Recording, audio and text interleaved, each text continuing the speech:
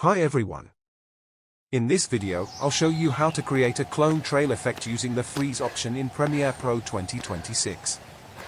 For this effect, make sure your video is shot on a tripod because stable footage is very important.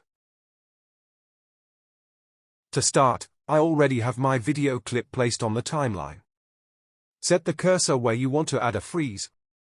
Right-click on it and select Insert Frame Hold Segment. Move the freeze frame to track 2. Set the frame to the playback indicator. And close the gap. Select the freeze clip and go to the Object Selection tool and click on your subject to create a selection.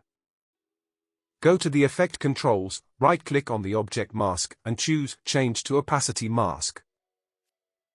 Look at the outcome. It's nice and clean.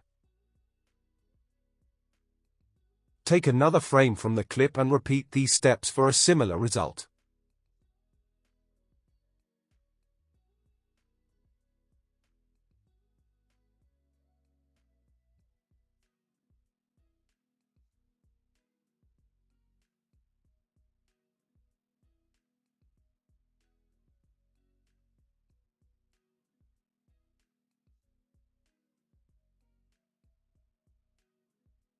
Repeat this process for as many clones as your needs. And that's it.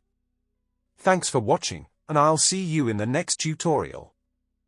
Thank you for watching.